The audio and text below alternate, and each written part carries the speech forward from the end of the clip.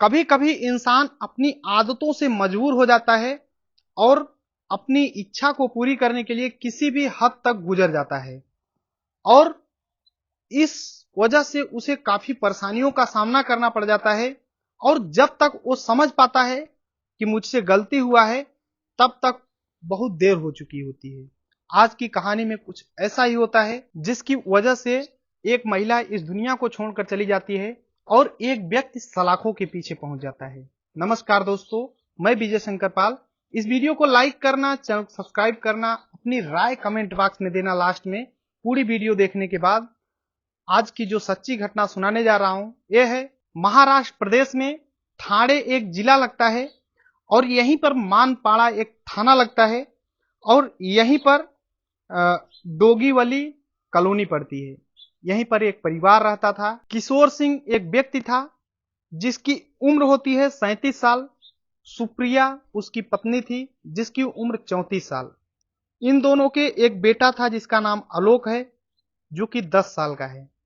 आलोक एक private school में पढ़ाई करता है और जो किशोर है एक कंपनी में काम किया करता है। एक दिन 14 फरवरी 2022 को सुबह सुबह किशोर अपने ड्यूटी के लिए जैसे ही तैयार होकर के निकलता है, उसकी पत्नी सुप्रिया बोलती है कि आज मेरी तबीयत खराब है थोड़ा। तो किशोर अपने पत्नी से बोलता है कि ऐसा करना, तुम 10 बजे चली जाना, एक हॉस्पिटल है सरकारी अस्पताल, वहां पे दिखा देना, तुम्हारी तबीयत ठीक हो जाएगी। आलोक को स्कूल से लेने के लिए पड़ोस की जो स्वाति है उसको बोल देना, वो जाएगी, आलोक को आज लेते आएगी, तुम चली जाना दवा कराने। अब सुप्रिया बोलती है ठीक है। अब सुप्रिया का पति यानी किशोर सिंह वो चला जाता है ड्यूटी के लिए। लेकिन जैसे ही दिन के 2 बजते हैं, स्वाति जो पड़ोस की स्वाति थी वो किशोर सिंह के पास फोन करती है और बोलती है कि सुप्रिया कहाँ है, क्योंकि मैं आलोक को स्कूल से लाई हूं और बाहर से दरवाजा बंद है। तो और सुप्रिया का जो फोन है वो स्विच ऑफ आ रहा है। तो किशोर बोलता है कि वो शायद दवा कराने गई होगी, लेकिन फोन तो कभी स्विच ऑफ नहीं आता है उसका, रुको मैं लगा के देखता हूं। और किशोर जब फोन लगाता है तो स्वाति का फोन वाकई में स्विच ऑफ आता है। अब 2 घंटे लगातार हो, लगभग 2 से 3 4 बज जाते हैं, फोन लगाता है लेकिन उसका सुप्रिया का फोन स्विच ऑफ ही आता है। फिर भी किशोर सोचता है कि कहीं होगी शायद। लेकिन जब शाम को 7 बजे वो ड्यूटी से छूटता है तो तुरंत भागा भागा घर पे आता है तो देखता है कि उसके घर का बाहर से दरवाजा बंद है और उसकी पत्नी सुप्रिया का कोई पता नहीं है। वो सभी जगह फोन लगाता है, सुप्रिया के मायके और सभी जगह रिश्तेदारी, सभी जगह अगल बगल पता करने की कोशिश करता है, लेकिन कहीं भी सुप्रिया का पता नहीं चल रहा था। अब एक चाबी जो किशोर था वो भी लिया था रूम का, तो दरवाजा खोलता है और अंदर जाता है, लेकिन उसे कहीं भी अपनी पत्नी सुप्रिया का कोई पता नहीं चल रहा था। तभी पड़ोस का एक व्यक्ति था, उसको लेकर के थाने जाता है और वहां पे सुप्रिया के गुमशुदगी का रिपोर्ट दर्ज कराता है। उसके बाद घर चला आता है। घर पे देखभाल कर रहा था लेकिन कहीं भी पता नहीं चल रहा था। लेकिन तभी उसकी नजर सोफे की तरफ पड़ती है और किशोर जब सोफे की तरफ देखता है तो देखता है कि सोफा हमेशा दीवार से थोड़ा दूर ही रहता था, लेकिन आज जो सोफा है वो दीवार से सटा हुआ है और किशोर ने तो उसे सरकाया नहीं है। और सुप्रिया जो है हमेशा किशोर को इस बात के लिए झगड़ा करती थी कि ये जो सोफा है दीवार से नहीं सटना चाहिए, तो सुप्रिया इसे सटा नहीं सकती, तो आखिर सटाया किसने। वो तुरंत सोफे को वहां से दूर हटाने की कोशिश करता है और जब सोफे को ठेलता है तो काफी वजन था तो हट नहीं रहा था। लेकिन जैसे ही वो हटता है, सोफा दीवार से जो सटा था वो दूरी हटती है, तो एक चीज उसे दिखाई देती है और जिसे देख करके किशोर तेज तेज से रोने लगता है और चौंक जाता है। अब जब देखता है उसके अंदर जो चीज थी वाकई में चौंकाने वाली थी, क्योंकि सुप्रिया की जो डेड बॉडी थी उसी सोफे के अंदर पड़ी थी। ये देख करके किशोर वाकई में चौंक जाता है और रोने लगता है। उसके रोने की आवाज सुन करके अगल बगल के पड़ोसी सभी आ जाते हैं और तभी पुलिस भी वहां पर पहुंच जाती है मौके पर और जांच पड़ताल करने लगती है।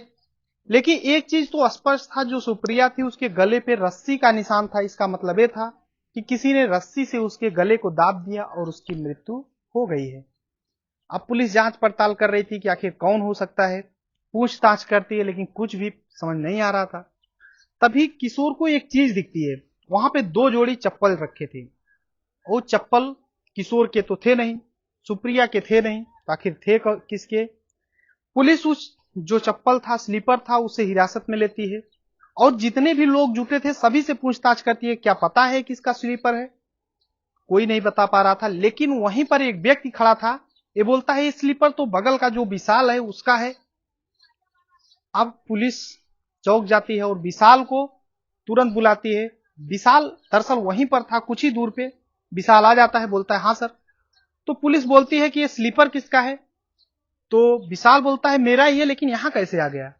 अब पुलिस विशाल को ले जाती है थाने, उससे पूछताछ करती है। तो विशाल बोलता है साहब, मेरे ऊपर आप डाउट कर रहे हो, क्योंकि जैसे ही ये जो सुप्रिया का पति था, जैसे ही घर आया था तो विशाल ही सुप्रिया के पति को ले गया था थाने, यानी किशोर को थाने ले गया था रिपोर्ट दर्ज करने साथ में। तो बोलता है कि मैं ही तो रिपोर्ट दर्ज कराने आया था, तो मैं कैसे इस तरीके से कर सकता हूं?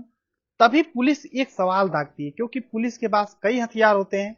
तो पुलिस एक सवाल विशाल से करती है कि विशाल ये बताओ कि जो सुप्रिया थी उसे गायब हुए सिर्फ 1 घंटे हुए थे, यानी 7 बजे वो ड्यूटी से आया था और 8 बजे रिपोर्ट दर्ज कराने आ गया। इसका मतलब 1 घंटे के अंदर तुम्हें कैसे पता कि वो गुमशुद हो गई है और गुमशुदगी का रिपोर्ट दर्ज कराने उसे साथ में लेकर आ गए? अब पुलिस अलग अलग तरीके से जब एंगल से सवाल करती है तो विशाल टूट जाता है। टूटने के बाद एक कहानी सुनाता है। विशाल बताता है, और जो कहानी सुनाता है वाकई में इंसानियत को शर्मसार करने वाला है, क्योंकि वो बताता है कि विशाल जो है मरवाड़ी का रहने वाला है, वहां पे उसका पूरा परिवार रहता है, यानी उसकी पत्नी सब कुछ रहते हैं। लेकिन वो रोजगार की तलाश में यहां पर आया था, डोंगीवली में आकर के एक कंपनी में काम करता था। लेकिन उसके अंदर एक आदत थी, एक बुरी आदत थी। बुरी आदत ये थी कि किसी भी महिला को देखता था तो देखते ही रहता था, उसे गंदी निगाहों से बार बार देखता था। हर एक महिला के साथ वो शारीरिक संबंध बनाने के सपने देखता था। दरअसल उसकी एक गर्लफ्रेंड थी जो कि 3 महीने पहले अपने गांव जा चुकी है और 3 महीने से वो किसी भी महिला के साथ शारीरिक संबंध नहीं बनाया है।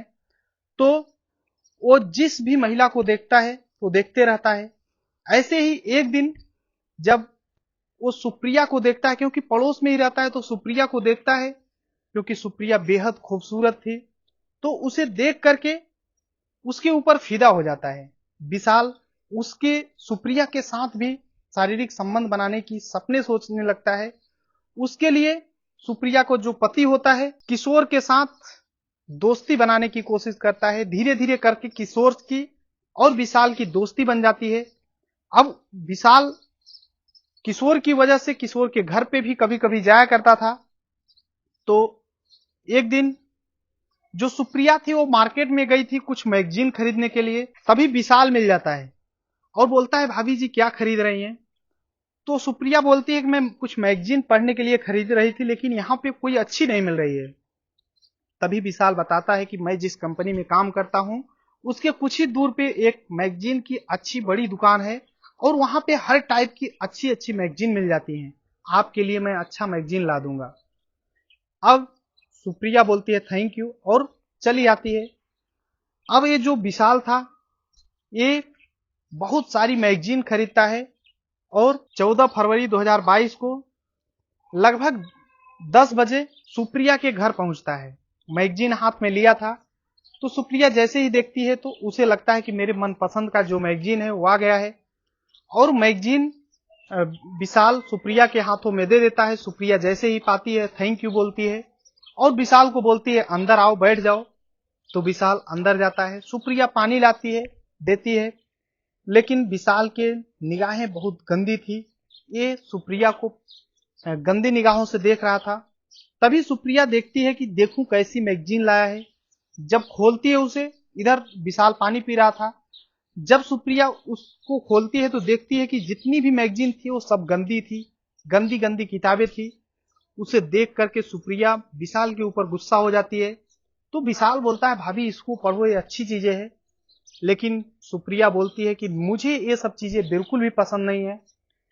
अब विशाल सोचता है कि आज अच्छा मौका है, क्योंकि इसका बेटा जो है वो भी पढ़ने गया है स्कूल, और जो इसका पति है ड्यूटी गया है, सुप्रिया अकेले घर पे है। तो विशाल सुप्रिया को पकड़ने की कोशिश करता है, उसके साथ गलत काम करने की कोशिश करता है, लेकिन सुप्रिया भाग करके अपने बेडरूम की तरफ जाती है। विशाल जब तक कि सुप्रिया अपने दरवाजा बंद करती बेडरूम की, विशाल भी अंदर पहुंच जाता है और गलत काम करने की कोशिश करता है। लेकिन सुप्रिया जो थी वो बार बार चीखने की कोशिश करती है। जब चीखने की कोशिश करती है तो विशाल उसके गर्दन को एक रस्सी थी उससे दबा देता है, और इतनी देर तक दबाए रखता है जब तक कि सुप्रिया के प्राण नहीं निकल जाते। उसके बाद वो सुप्रिया के साथ गलत काम करता है, यानी शारीरिक संबंध बनाता है उसकी लाश के साथ। उसके बाद उसकी जो डेड बॉडी थी सोफे के अंदर छिपा देता है, और वो डर टाइप में जाता है और वहां से तुरंत भाग जाता है, अपने स्लीपर छोड़ देता है। कहते हैं ना, गलत करने वाला कितना भी शातिर तरीके से काम करे, कोई न कोई गलती कर देता है, कोई न कोई सबूत छोड़ देता है। इसी तरीके से इसने भी सबूत छोड़ा था और पकड़ा गया। अब विशाल के ही तहरीर पर पुलिस विशाल को उसके खिलाफ मुकदमा दर्ज करती है और लोअर कोर्ट उसे जेल का सजा सुनाती है। आज की डेट में विशाल सलाखों के पीछे है। कहते हैं गलत काम का गलत नतीजा होता है, उसे भी मिला है। बाकी इस वीडियो को आप अगर पूरा देखे हो तो आप भी अपनी राय कमेंट बॉक्स में देना कि इसमें जो भी हुआ सही हुआ या गलत हुआ। बाकी इस वीडियो को लाइक करना, चैनल सब्सक्राइब करना, हमारा छोटा चैनल है तो इसे सब्सक्राइब जरूर कर लेना। बाकी मिलते हैं नेक्स्ट वीडियो में, तब तक के लिए जय हिंद, वंदे मातरम।